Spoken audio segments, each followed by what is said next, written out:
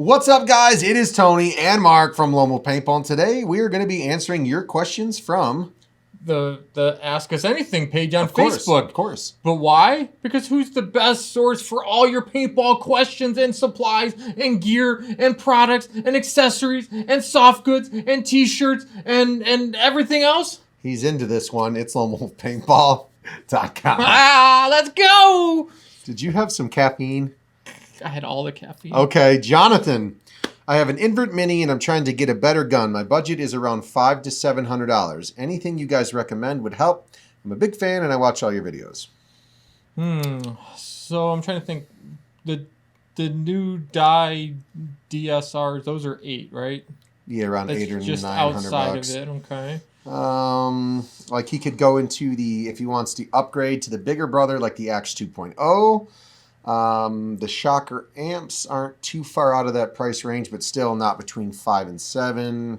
Yeah, that's a rough one. 5 and 7, yeah, that's a hard one. So, I mean, a mini GS is $450 now, right? Yeah, so I would say upgrade to the bigger brother, but you're really not going to get like too much more benefits out of it per se. Put aside a little more money from one more paycheck. Get to that $800 mark, and I think you're in a better lane. Yeah, because I mean, you get a little bit more. You're looking at the Shocker amps or the 180R or even the 170R at a good price point.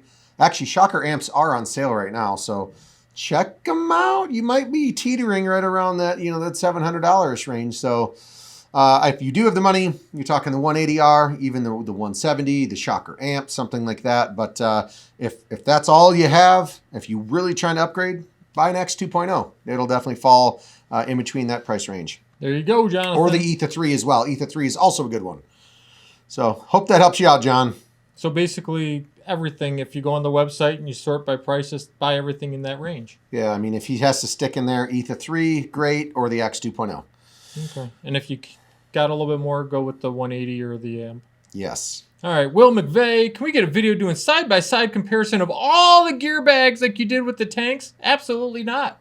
Nope, not going to do it. We've done a lot of comparisons. Will, we do have, I think Bill. Yeah, Build Types, there's actually a few videos on their channel.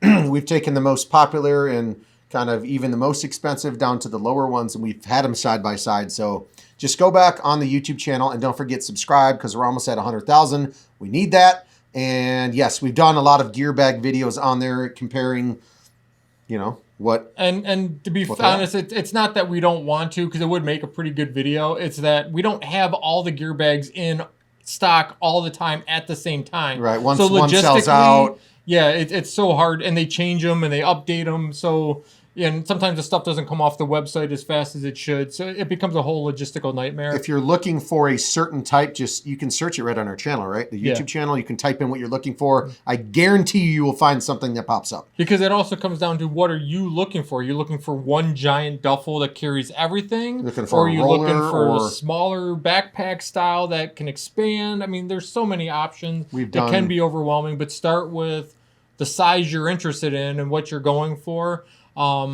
Because how do I put this?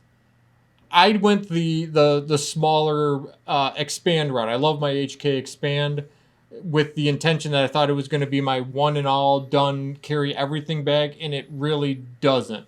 So you have to keep that in mind. Like, what are you just want something small that one setup, or are you going to be hauling off to big games? Right. If you want a roller gear bag, we've got videos on those. You want something smaller, we've got videos on those. Like Mark said, HK Expand's really good. The push travel bags are really nice. There's tons of videos we've done. Or like the infamous sets, it's all the modular, so Correct. You can get one bag and then attach 7 other bags to it as you grow your collection. There's a lot of options out there, Will. A lot of options. Chris Ford, I have the Axe 2.0, and I've seen a lot of videos about the Axe Pro and the 6. Just curious, were those 2 models discontinued? Why were those 2 models discontinued? I think the 6 in that aspect was just at the price point, they were probably being out-competed by DLX or Shocker or Planet Eclipse. I mean, or Die or MacDev or Field 1 basically everybody. Nobody pretty much, yeah. Everyone looked at the 6. It looked weird, kind of like a spacey. Didn't shoot bad, but the sales probably weren't there. To be completely honest, people were like, "Why am I going to spend X amount on that when I can go to PE or go to Dye or go to Lux. So I'm assuming that's what it was, because a lot of they hop on the Dye train or the PE. I mean, people stick with that and kind of ride that out for quite some time. The X Pro, that was been around for a while. That came with the OLED screen on there. I mean, that was a good gun as well, but I mean, yeah. Maybe the sales again, or they just were ready to get rid of that platform and just stick with the X 2.0.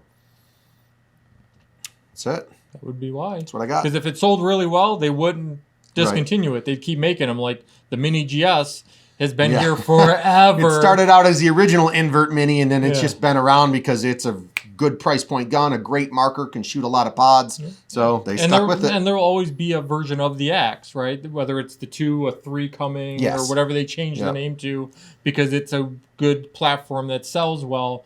The 6 didn't pan out. And they made the X 2.0, and then they also obviously made the Redline boards available to buy. So that X 2.0 pretty much turned into the new X Pro if you wanted to buy the board and install it. So, yep. And then we got Ronnie. Ronnie, just traded my all-gold CS3 for the Team Edition Baltimore Revo CS3. Do you know how many were actually manufactured? Had to trade up to support my home team. Let's go Revo. Ronnie, I do know the limited edition Baltimore Revo CS3s. There's 20 of them.